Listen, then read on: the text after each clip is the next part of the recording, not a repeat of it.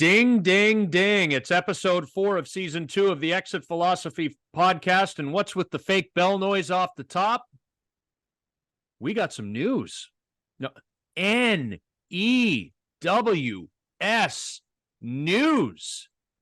And, Richard Griffin deserves a lot of credit because he's been out here week after week after week predicting that in advance of our next episode, the Blue Jays would make a move. And finally, Griff has been proven correct. Now, I also want to take some credit because we usually record on Mondays, but my beloved San Francisco 49ers put me through the ringer on Sunday night, and I did not fall asleep until after 3 o'clock in the morning Atlantic Standard Time, and I was completely burnt yesterday, so I texted Griff in the morning on Monday, January the 29th, and I said, hey, Griff, not a lot's happened in the last week, and I'm groggy, man. Can we push this back a day? He says, great. We do that. I had Griff, a feeling. They made a move. I had a feeling that 24 hours would result. Usually I go, by next week, there'll be a move. They got to make a move. Well, it's coming down to less than 3 weeks to pitchers and catchers. And this, to me, this Justin Turner signing for 1 year, $13 million with a chance to earn $1.5 million more in bonuses, and totally not our money. So we shouldn't care about what it cost them to get Justin Turner on board, but we should care about what impact it has. But they can't just sit there and use this as, okay, we're ready to go. If we wish opening day was tomorrow, they still need to make some moves. Okay, so I don't want to get us off track here, but you just said something that bugs me when people say it, which is the it's not our money part. So remind me to come back to why that bothers me, because I think it may end up being a waste of a conversation, may also be kind of fun. But we'll do that. But I don't want to digress now and get into that because we got to talk about Justin Turner. So I like this signing. I like it because it's a short-term deal for an aging player. Let's not tell any lies here. I mean, Justin Turner is going to be 39 years old this season. He's knocking on 40's door. And one would presume, and Griff, you may feel differently about this, but one would presume this eliminates Jorge Soler from the conversation. That is my deduction, and why I like Justin Turner is that if you look at his offensive statistics last season with the Boston Red Sox, he had a pretty good year. Now, OPS plus is adjusted for park factors, strength of pitching you face, et cetera, et cetera, et cetera. He was 14% better than the league average hitter in 2023. But take a deeper dive. This guy was on base 37.5% of the time in more than 160 plate appearances against left-handed pitchers, for example.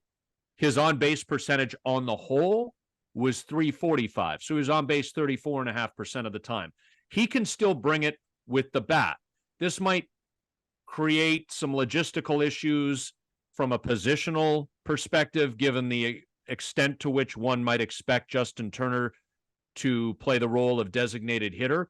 But I am more comfortable with what Justin Turner did last year on a 1-year, zero-risk, potentially strong reward contract for the Toronto Blue Jays than I am riding the Jorge Soler roller coaster, which, when it peaks, gets you 30 or maybe even more than 40 home runs.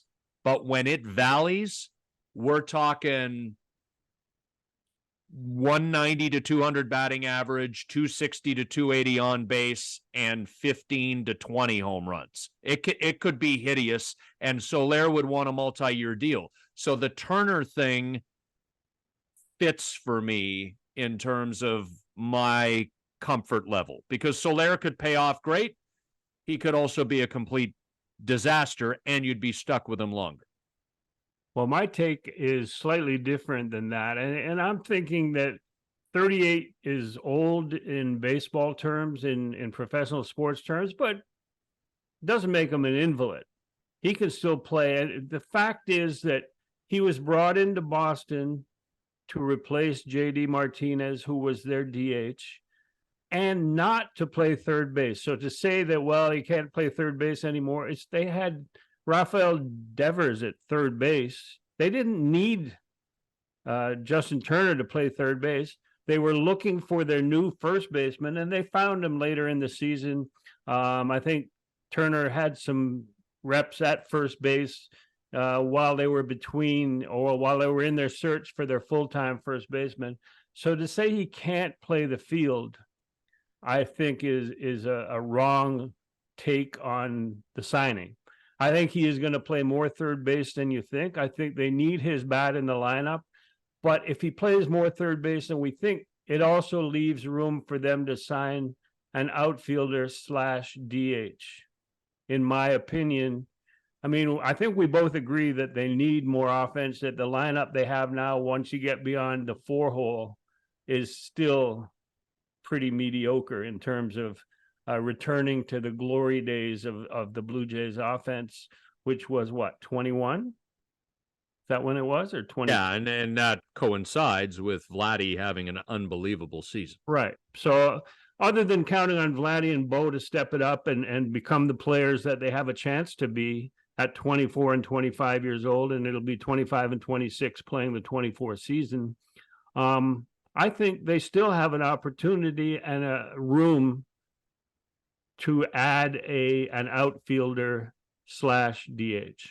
Okay, so but when you say Turner's going to play more third base than we think, what do you mean? Like, because you're presuming that we're thinking something, so then it must be more than I think. Like, are you saying he's going to play a half a schedule, 80 to 90 games at third base? That would be my assumption. And, you know, they have so many infielders right now. I'm thinking of the improvement that Kevin Biggio had at third base. And if there's certain right-handers that you don't want Turner facing, then you could have Kevin Biggio play those. So I'm not saying that he's going to be a 150 game at third base or in the field guy. He's still got room to DH or not play certain games against certain pitchers. But to me, he'll play more third base than anyone else on that roster. Yeah, I mean, at this point, Isaiah Kiner-Falefa, right? But who's listed as an outfielder on the Blue Jays 40-man roster, so they must know something that we don't. Well, or they liked what he did in 566 some outfield innings for the Yankees last year. Although if you look at the Yankees record and the way that things went for them down the stretch, you know, you got a little too much Isaiah Kiner-Falefa in your life. No disrespect to him, but he is a utility ball player. You don't want him in the lineup every day, in my opinion. But as I think about Turner, though, Griff, okay, so if he's going to play more third base, you're going to have to protect him. He is getting older. I know he's not an invalid, but there aren't a lot of guys at 39 years old who are going out there every single day in this day and age on turf. The Jays play more than half their games on turf, right? The home games, the Tampa Bay road games, etc. You know, Texas, blah, blah, blah. But I would imagine they're going to have to nurse that and protect that. There will be times where Justin Turner is your designated hitter. There will be times where he is playing third base and you've got a left-handed pitcher on the mound and Isaiah Kiner-Falefa is a right-handed hitter.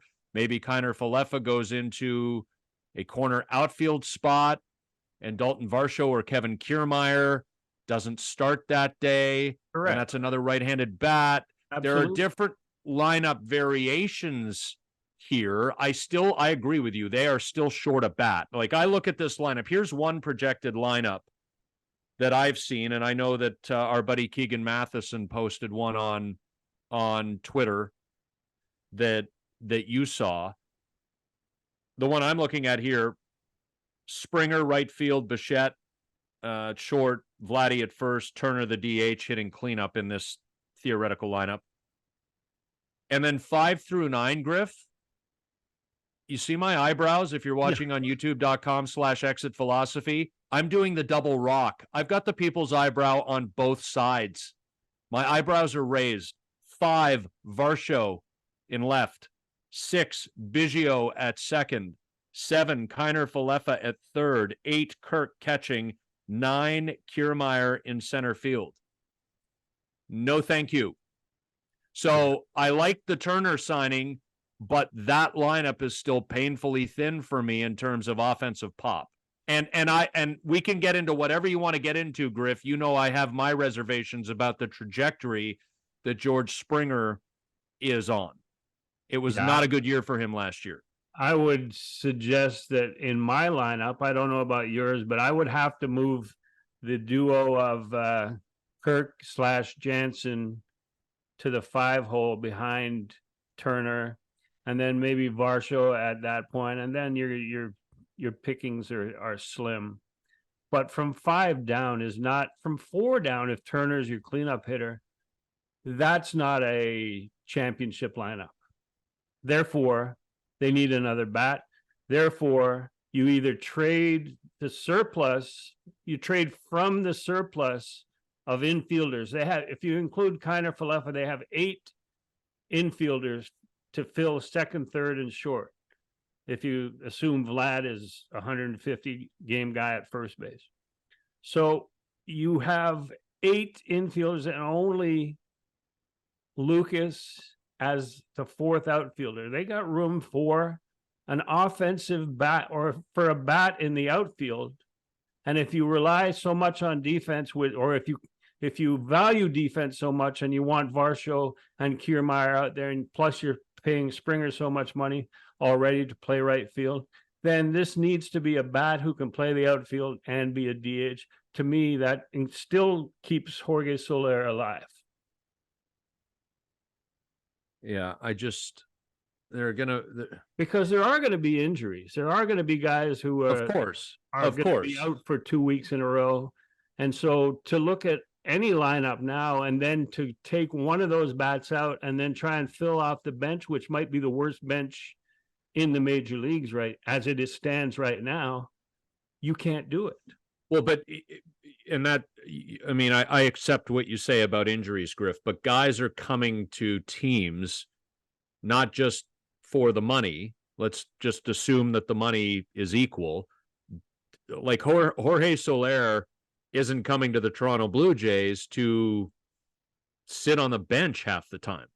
That's just not at this point in his career what he's looking to do. And they've got Springer, Kiermaier, and Varsho out there, and you would say, well, okay, Soler could DH on those days because Turner will be at third base, but they're going to be monitoring Turner at third base. I think they're going to make sure that they're taking care of him. You know, Vladimir Guerrero Jr. looks terrific based on everything he's been posting on his social media through his off-season workout routine.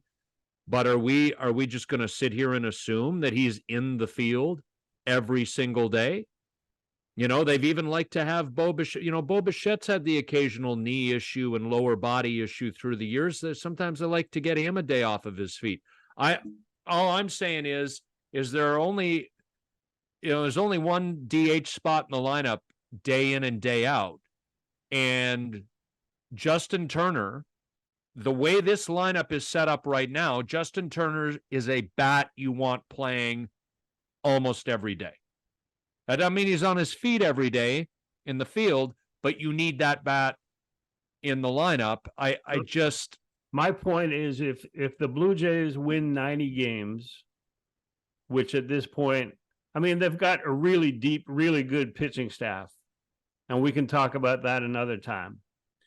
But if they win 90 games, the outfield alignment at the end of 90 wins could be Varsho in left, Kiermaier in center, Springer in right. But that doesn't mean that you didn't get 7 innings of Jorge Soler as a left fielder again. But when you need defense later in a game, they did it last year. You bring Varsho in, move him from center field, or if he wasn't starting, he goes into left field. You can end up with your solid defense for the last 2 innings of a game and still have Soler get his at bats. If it's a left-handed pitcher, you've got you can get Soler taking the place of either Varsho or Kiermaier in the lineup, and you can have Justin Turner DH those games because you don't want him to play more than 80 games at third base, according to. And you'd have Kiner Falefa in the lineup, probably playing third against a lefty in that scenario. Then Correct. So, I mean, the bottom line is we look at the lineup as is the best lineup, the best case scenario lineup. It's not good enough. So you need to be imaginative, find a way to include another bat. And there's not that many bats left in free agency. Now, we talked about, can they make a trade with the surplus that they have? They have a surplus in the bullpen, and they have a surplus in the middle and corner infield, like of backup guys. But they have a surplus of strong bullpen arms that, and you don't even look at the prospect list other than Ricky Tiedemann and maybe a couple of other guys. You don't want to trade those guys, but there are decent prospects out there. You could put together a package, and we're not sure. We haven't heard any leads as to what they might be looking at or who they might be looking at. But to me, it's going to be a right-handed hitting outfielder who can DH, who's got pop. Yeah. There's still work to do, but this is encouraging. It is encouraging. And we knew something was coming. And look, said last week, as recently as last week, I want to be very clear. I'm honest with my feelings about everything to do with this team, etc. I always, when I worked in radio and covered the Blue Jays, and people would bring me on in January and say, this doesn't look very good, I'd say, well, we've got to get ourselves to spring training. But working off what we know and have right now, I can say this about the team, but let's not assume that it's going to look like this come Valentine's Day-ish when pitchers and catchers report. And so this is a good signing. Turner was, and this is intangible stuff that I know doesn't float a lot of people's boats, but Turner was a beloved figure in Los Angeles. Now, he's not in his prime anymore. We all understand that, but he was a beloved teammate, a beloved figure, and a hell of a player for a Dodgers team that did nothing but make the playoffs. So, I'm good with this signing. Yeah, I'm good with the signing too. It's progress. It's something that we've been hoping for and predicting would happen every week on Exit Philosophy.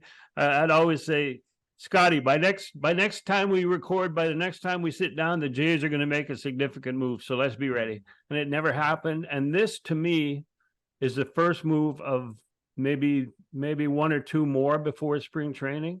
But it's a step forward. You talk about his presence in LA and Dodge with the Dodgers. Last season in Boston, he proved that he could handle the AL East.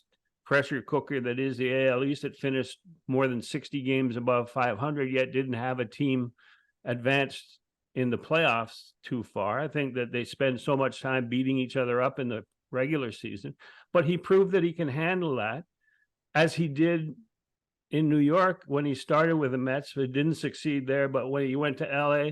So in LA and Boston, he has proved that he can do what the Blue Jays need him to do. And I think he can do more than what fans anticipate in terms of playing a position, filling a role at third base, filling in at first base, the sort of thing, filling in at first base that Brandon Belt did. Although, how do you feel about Justin Turner compared to Brandon Belt?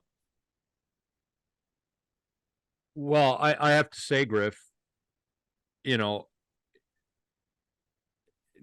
going back and looking at Brandon Belt's statistics last year, It's like, what?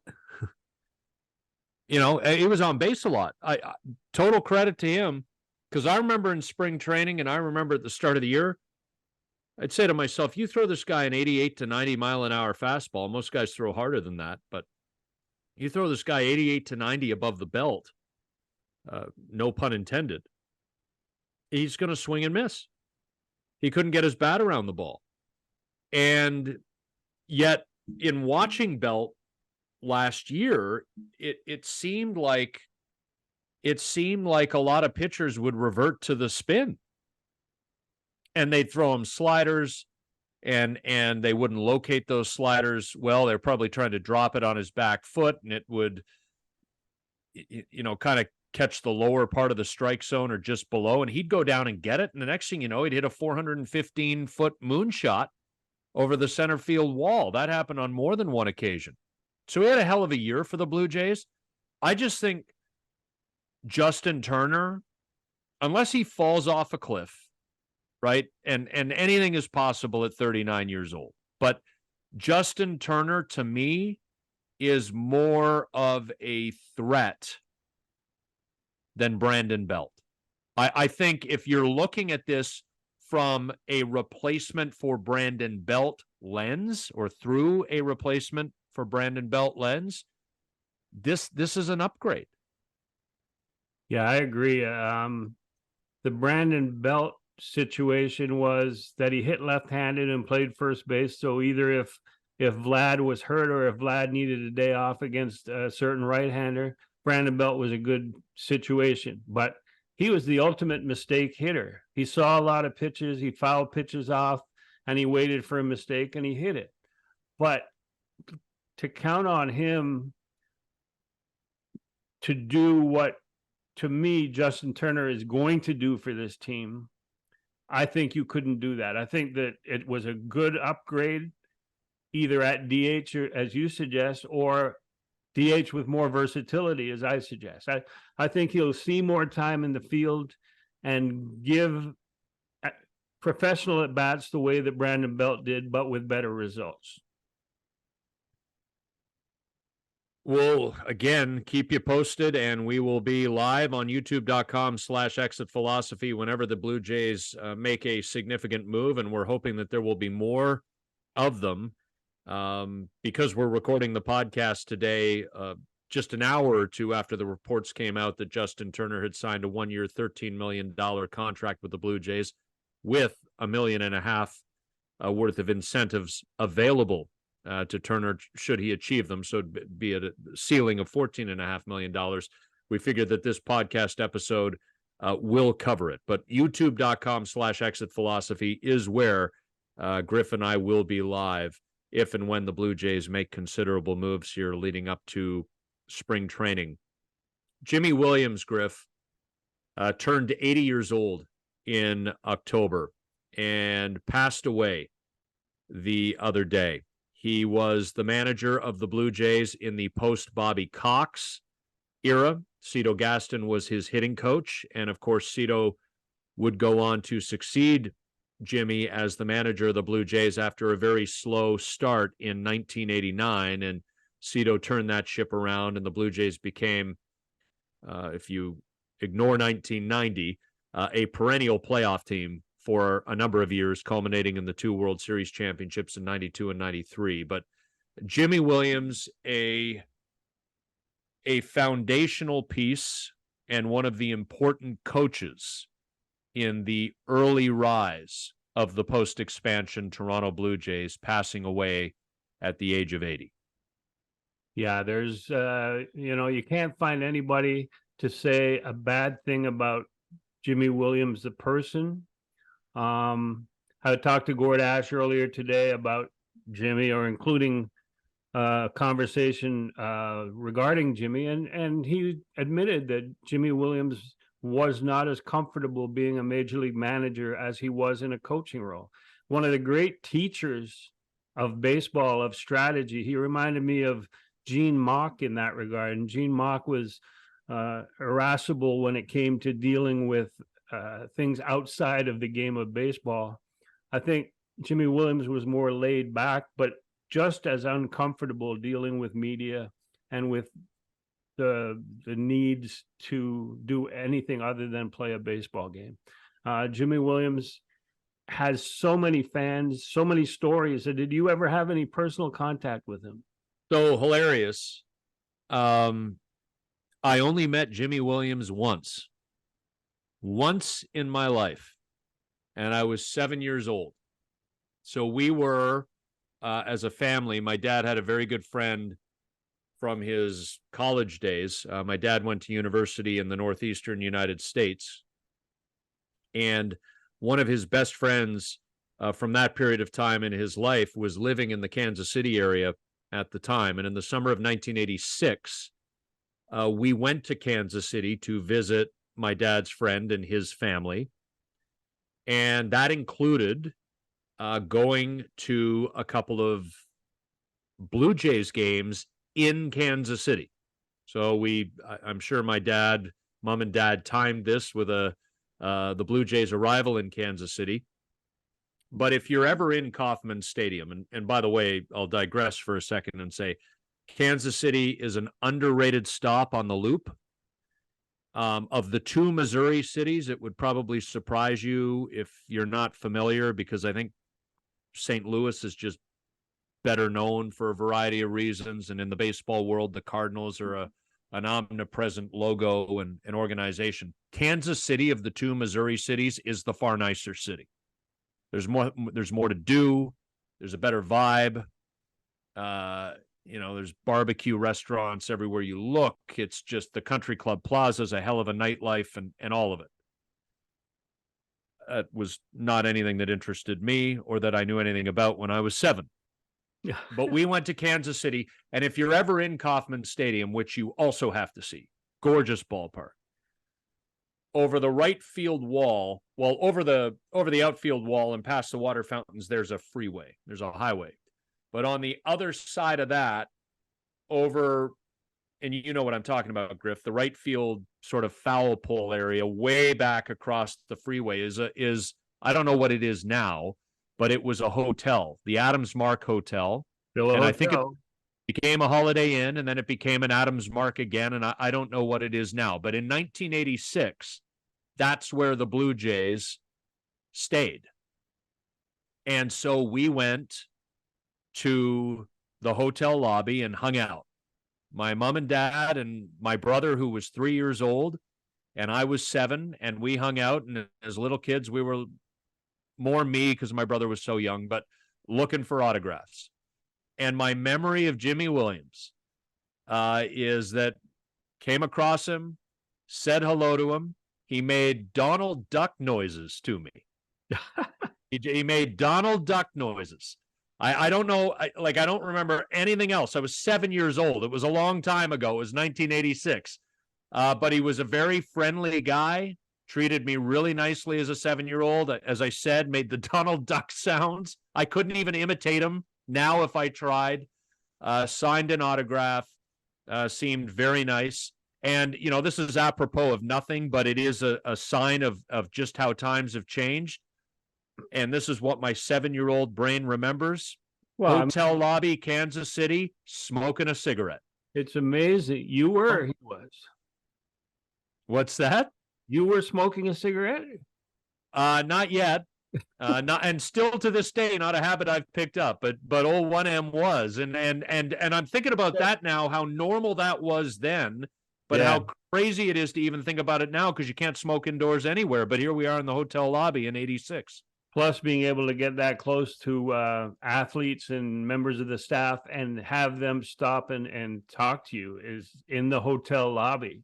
I'm going to embarrass having hotel security all over you and hustling you through the revolving door. Which, if I can just digress to embarrass my mom here, that very same day, Griff, George Bell comes walking through the lobby, and I don't know if we were not looking his way or maybe getting an autograph somewhere else, but George sort of cut through the lobby and headed to the hotel doors. And as we turned and spun around, we noticed, okay, this is definitely a Blue Jays player. And my mom yells out, "Jesse!" thinking it's Jesse Barfield.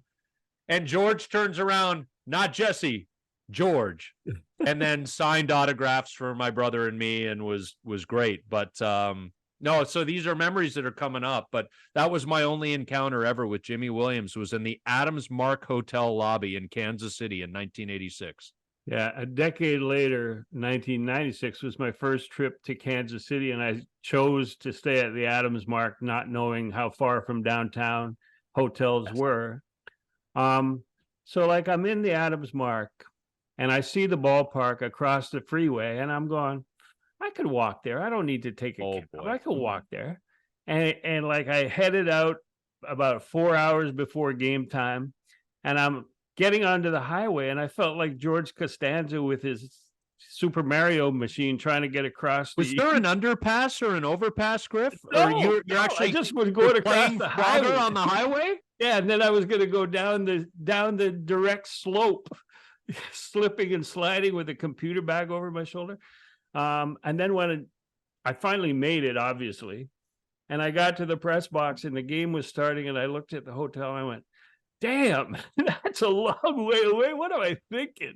Hold on a second. You felt like George Costanza because you were playing Frogger on the highway, or you felt Because like I George was playing Frogger on the highway? or you felt like George Costanza because you were too damn cheap to pick up a cab? That's probably what it was. Yeah, because I would have had George was cheap. I would have had to tip the guy as much as the fare was. So. But that was cool. That was, yeah, no, I remember that hotel very well, and that's a good story with Jimy Williams. And R.I.P. Jimmy. We all gonna miss you around the game, and I've never met anyone who wore a uniform who had anything bad to say about him. Yeah, and I think about it. I mean, he managed the Red Sox in the late 90s into the early 2000s. He managed the Houston Astros. After that, he was Charlie Manuel's bench coach, correct me if I'm wrong, on the World Series champion 08 Phillies team. I think he got a ring there. And so, I mean, you want to talk about, and oh, geez, he was born in 43. So what would he have been in 08? He would have been 65. I mean, he legit baseball lifer, man. And played very briefly for the St. Louis Cardinals in the late 60s. And then cut out a career in coaching. The first time I became aware of him was because I was editing the Montreal Expos media guide, and their 68 expansion draft had a guy Jimy Williams, and I went, oh, that must be a mistake. And I started to add an M, and then looked it up, and yeah, it was Jimy 1M Williams. And so ever since that moment, I was aware and followed where he was from time. Every time I saw the name, I went, I remember editing and thinking. Yeah. So if Immaculate Grid ever has a St. Louis Cardinals row and a played for only one team column, Jimy Williams never played for another major league team. So Jimy 1M Williams could be your answer for Cardinals intersecting with played for only one team, if you ever get that on Immaculate Grid. Yeah, he got drafted as 16th pick in the expansion draft, went to spring training with the first year Expos, and ended up playing 69, 70, and 71 at AAA for them. Never made it to the major, never made it back to the majors with anyone, as you point out. So yeah, that's a great choice for one team career. Perfect. Yeah. So rest in peace to Jimy Williams. And for those of us who were kids in the 80s, and I've got cousins who are a little older than me, kind of into their teenage years in the 80s, and have fond memories of those emerging Blue Jays teams. Jimy Williams, certainly a part of those. So a loss for the Toronto Blue Jays family. And we wish Jimy and his family the very best. Amen. Want to talk a little NFL, Griff, or where do you want to go? Yeah, no, I think we can talk NFL right now, because I think by next week when we record, the Jays will have done something significant, big, involving a DH and / outfielder. So yeah, let's get to NFL. Let's get to our NFL wrap up. Look at you putting it out there into the ether. I mean, you could be right 2 weeks in a row after being wrong 6 weeks in a row. That sounds like my bets. Sounds like my NFL bets. I'm right 2 out of every 8 times. I'm a 25%er. But your Niners survived. Okay, so before we get in, because now I'm 2 sleeps removed from the game, so you're okay. You're the constipation and all that has passed. But I just want to thank the Detroit Lions for saving any kind of dignity I had on my picks last week by scoring that somewhat pointless late touchdown to cover the spread, because I had the Lions covering what was a 7-point spread when you and I picked these games last Monday. And I'd had the Ravens, stupid me, like too many other people, stupid me going against Andy Reid and Patrick Mahomes. I had the Ravens covering what was at the time that you and I picked the games a week ago Monday, a 3.5-point spread. And of course, Kansas City won outright. So I was 1 out of 2 on the weekend, thanks to that late Lions touchdown. As safe as it looked for most of the night, just the way the Lions dominated the first half of the game.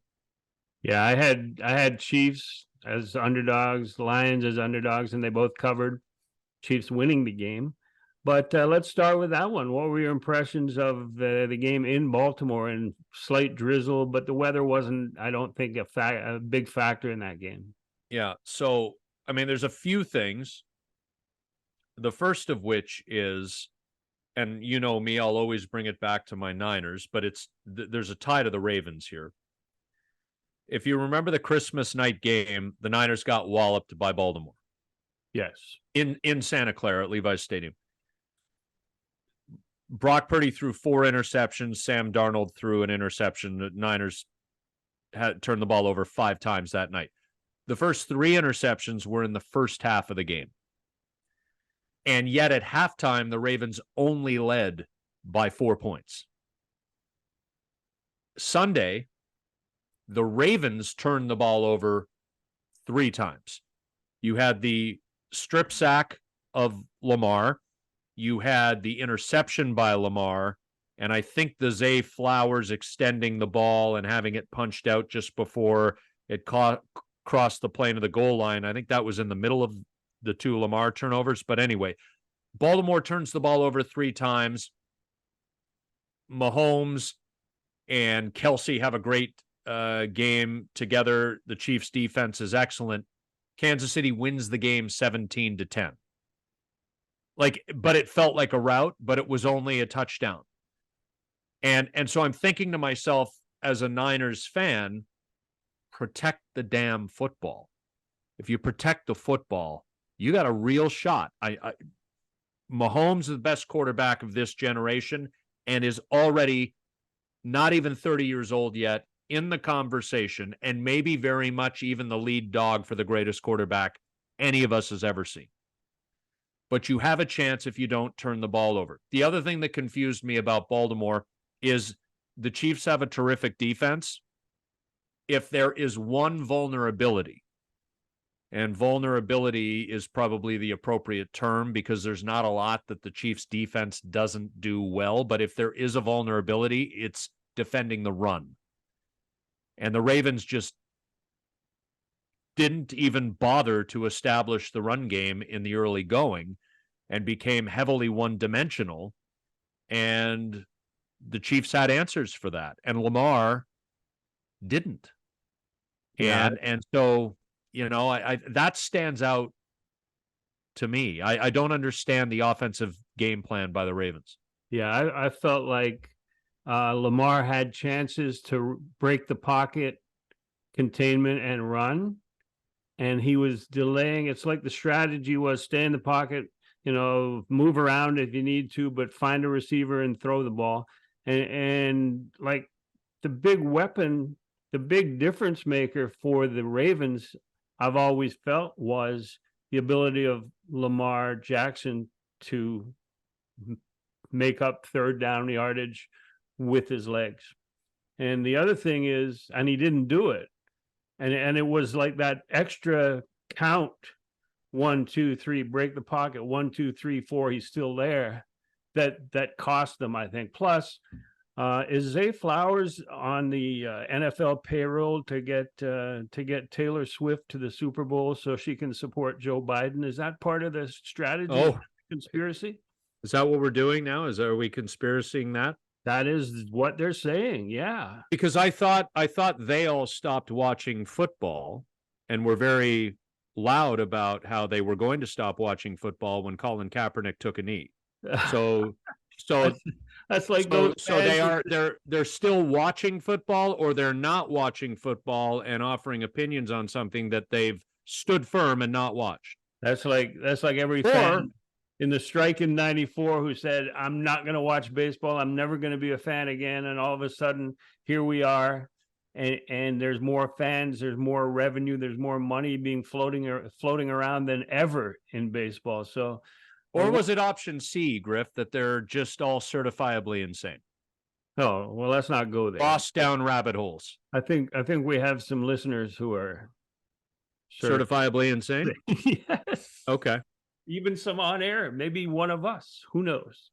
But yeah, no, it is a conspiracy theory being floated out there, that is the case, that Taylor Swift and the Chiefs are destined to win, maybe because the red in the logo of the Super Bowl, although that's also the Niners. They say that the conspiracy about that was Niners Ravens because there's purple in the logo. Yeah, so yeah. that is now debunked.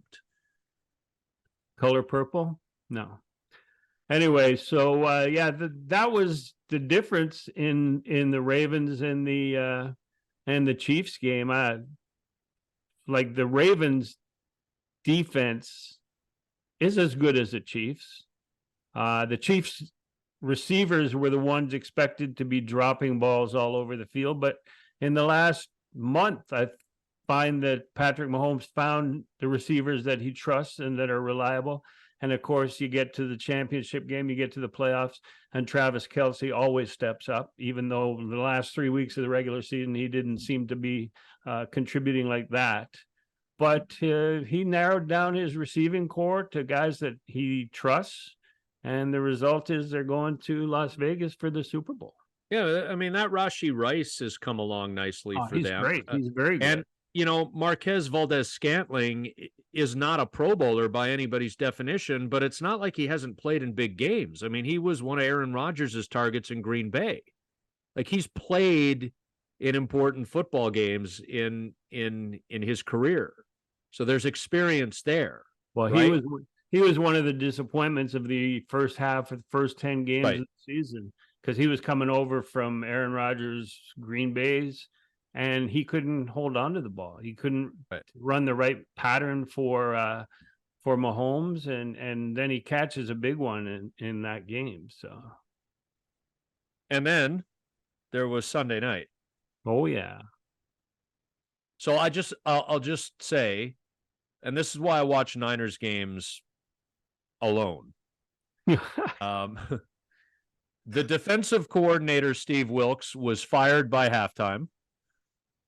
The kicker, Jake Moody, who has a leg given to him by God, but at times I'm concerned he has the brain of sawdust, had missed another important field goal in the first half. The Niners spent a late third-round pick on him last April. Like, they drafted a kicker in the third round. That's not common.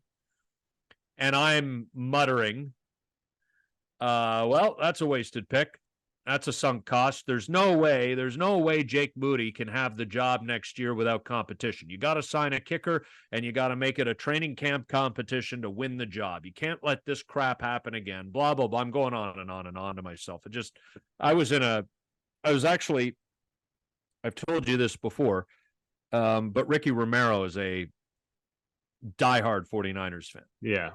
And like on my level of emotional instability, with due respect, Ricky. But like Ricky and I text each other through the games, I think in part to help each other get through these games, especially as they get bigger. I mean, we're panicked in mid-September in week 2 and week 3, let alone what we were like the other night.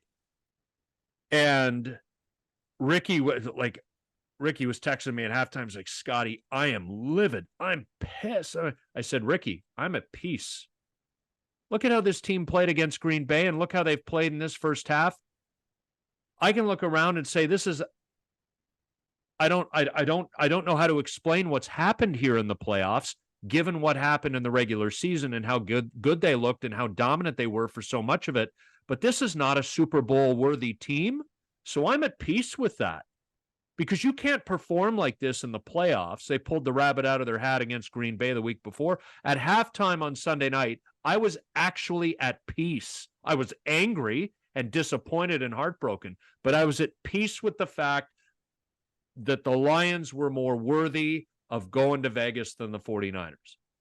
And then, of course, the second half happens, and there will be a lot of talk about Dan Campbell's fourth down decisions for a long time, especially if the Lions don't get back to this point in the NFC playoffs in the next few seasons. And, I'll say for Brock Purdy, and I don't participate in the discourse about whether he's good or whether he's not good or whether he's a game manager or whether he's more explosive than that. And, we live in a debate culture where the talking heads, I don't think believe what they say half the time, but they need to take the opposite opinion to their compatriot on their broadcast so that there's an argument, a discussion. I think what you saw from Brock Purdy was him tick a box that everybody wanted to see him tick. Can he lead his team back from a big deficit? It was a 4-point deficit on the final drive last week. This was a 3-score game coming out of the half, and the Niners had that thing tied before the end of the third quarter. And he was using his legs. He was using his legs and then making big throws. Think of the Kyle Juszczyk throw for a first down, the tippy-toe catch along the left sideline after Brock broke out, escaped a sack, and then rifled one to the left sideline. The Ayuk one had obviously a lot of luck to it, clanking off of the cornerback Kindle Vildor's helmet. But, Patrick Mahomes and other guys have had luck in certain moments, and even the sort of the alley-oop to Jawan Jennings, we saw Patrick Mahomes make a similar play in the game against the Ravens earlier in the day. So, to me, Brock Purdy, last pick in a draft that wasn't even held 2 calendar years ago at this point, is the Super Bowl quarterback for the San Francisco 49ers and for the NFC this year. A franchise, that had John Brody, Y.A. Tittle, and Joe Montana, and Steve Young, and Jeff Garcia had some good years, not in the Montana Young tier, obviously, but, Kaepernick is a figure that will always be remembered in the game. Like, there have been some awesome quarterbacks in 49ers history, and Brock Purdy had his moment on Sunday. And Jimmy G, don't forget Jimmy G. If you're watching on youtube.com/exit philosophy, the eye tick just began, but yeah. I think for the Detroit Lions, the first half, they were a Super Bowl winning team. They were that good. Their running game, their two-headed running game, the quarterback managing his offense, they were a Super Bowl winning team. Second half, I think that Dan Campbell can point to that and use that next season when they get to the playoffs, not if they get to the playoffs, but remind his team what it takes to play 60 minutes of football and not 30 minutes of football. I don't think that call not to kick a field goal. I think, in fact, next season, they may not need a field goal kicker. I think Dan Campbell is going to go for fourth down whenever he can. Like, once he hits midfield, or even sometimes before he hits midfield, fourth down, he's going for it, because that's what he is.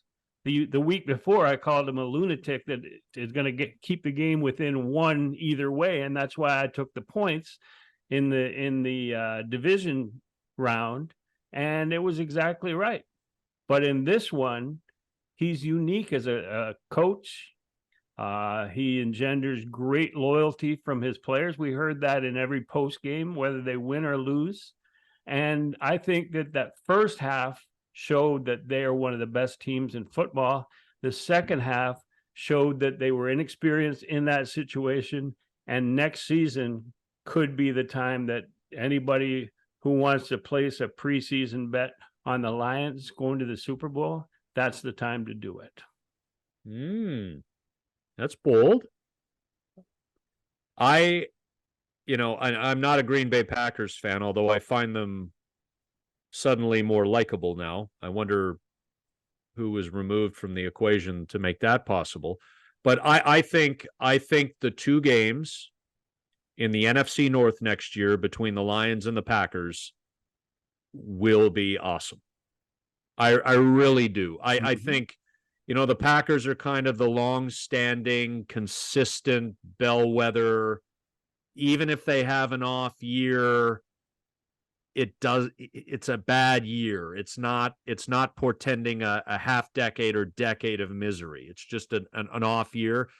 And that was proven. I mean, they are look to be back, and they'll get out from underneath the dead salary cap money of Aaron Rodgers, and they'll be able to build that thing out even more. They draft well, develop well. And then you got the Lions, who will have some decisions to make as well, Griff, but who are well positioned with their salary cap to continue to add and get stronger. I think those two games between the Packers and Lions next year will be great. And because weather's fun in the northern climate, I hope the Lambeau game is late in the season. So what are you saying about Arash Madani's Vikings and my Bears? Well, I think your Bears, let's start with your Bears. You're going to take a quarterback first overall, and you're going to take another. I would stick with this guy. Why? Because he's got everything it takes to be an impact quarterback in the NFL. Who? Fields? Yeah. But he can't pass with accuracy from the pocket. That's a huge part of the position. Here's what I'm saying, Griff. You take the quarterback for a couple reasons. One of which is what I just said. And number two, you now have a quarterback on a rookie contract for 4 or 5 more years, and then you build the roster around him rather than overpaying Justin Fields, who's never going to throw the ball accurately enough. And you have a young quarterback, rookie. Look at Patrick Mahomes won his first Super Bowl on his rookie contract. If you have a star quarterback or a really good young quarterback on a rookie contract, you build the rest of the roster out. I think that's what the Bears have to do. I think it's a logistical and business. Do the Bears have the ability to pinpoint that quarterback when there's 5 guys in the first round projected, or do they end up with like the Carolina Panthers with their quarterback? Yeah, but the Carolina Panthers are a friggin' mess. I'm telling you, if the Panthers had taken C.J. Stroud and Bryce Young had been taken second overall by Houston, and the coaching staffs and everything everything else was the same, we'd be looking at Stroud and Young differently. The Panthers are an abomination. Yeah, from the owner on down. Yeah, so the Bears owner can't throw a drink from the press box at that stadium. Is too far, way too far. But you guys just hired Shane Waldron as your offensive coordinator. I mean, the pieces are starting to fall into place here. I think you got DJ Moore. I think you want another frontline receiver there. Ohio State got the young quarterback. And as for the Vikings, I mean, they got. And if Arash, if you're tuning in, love you, brother. Are they gonna bring Kirk Cousins off the Achilles back? And if not, what are the alternatives? Jaron Hall, I don't think he can leave the offense in his hands yet. So it feels like another Kirk Cousins contract for Minnesota to keep the ball rolling here. They've got to deal with Justin Jefferson. He's up for a massive extension. There's just, it's a good division. It's a good division. But I don't know where the Vikings fit into that yet until we get through the free agency in March and the draft in April. So that leaves the Super Bowl 2 weeks away, and we will wait until next week to make our predictions, seeing who's injured, who's stressed out. Maybe, I don't know, maybe the Niners will be stressed because they haven't been in a while. But that stat, did you see that stat where a San Francisco team that's looking to win 3 out of 5 championships is playing a Kansas City team that hasn't won in 29 years? The exact same scenario as the 2014 World Series. Okay, so yeah, you just said that was the situation in 2014 World Series. Yeah, the Kansas City hadn't won in 29 years. Yeah, now it's the Niners haven't won in 29, and the Chiefs are. That's crazy, eh? Yeah. Oh no. San Francisco is looking to win their 3rd championship, and the Giants won in 10, 12, and 14. Right. And the Chiefs looking to win their 3rd championship in 5 years. The Niners haven't won the Super Bowl in 29. So it's the same numbers, but in reverse. Yeah. And isn't it amazing? Isn't it amazing that the 49ers were trailing the Lions 24-7 at halftime, which was the same score that the 49ers were leading the Lions at halftime in the 1957 playoff game at Kezar Stadium in San Francisco. And the 49ers players, because the stadiums were very different back then, the 49ers players were sort of mocking and laughing at Lions players as the two teams came out of the tunnel after halftime. Lions came back and won that game 31-27 on their way to their most recent NFL championship. And then, of course, it was the Niners who came back, different final score, of course, not by much, but a little. But the Niners who came back from a 24-7 deficit in a game between these two teams out west 66 years later. Crazy.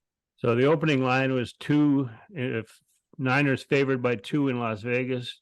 The average ticket price is already $9,800 for a ticket. So I'm going to be watching from home, maybe order some wings in or whatever. But yeah, otherwise I'd be going out there and looking to buy it off a scalper or whatever. But I don't think that $9,800 I'll be out there. But that's going to be a pretty high priced Chiefs box with Taylor, a jet lag Taylor Swift. I saw Pat Mahomes on MLB Network this morning talking about him being out there, and to watch his son play, and it's going to be an event. But we will wait. 2 may become 2.5. I think it's more likely to become 1.5 or 1 as more action goes on to the Chiefs, especially by Democrats who know what the final score is going to be. But we'll wait until next week. I think that we've wrapped up the Justin Turner. Thank God we're wrapping up now, Griff, because I'm 15 minutes away from my next appointment for a COVID vaccine. You Pfizer whore. You're in the pocket of Big Pharma. All right, man. This was interesting, and we'll. This episode is as the world turners. Justin Turner's a Blue Jay. I think we've got the title.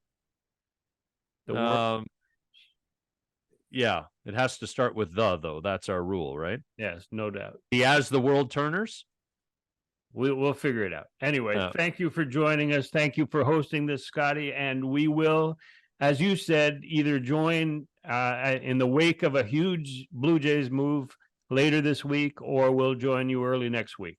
Yeah, youtube.com/exit philosophy is where Griff and I will go live on YouTube if the Jays make a move between now and Monday. griffsthepitch.com is where you can get all of Griff's writing and conversations. He mentioned earlier that he had spoken to Gord Ash today. That conversation will be up at some point this week. There's a lot of great chats in the archives as well. So griffsthepitch.com. That about covers it, and we will talk to you soon. Thank you for listening. Thanks, Scotty. Thanks, everyone.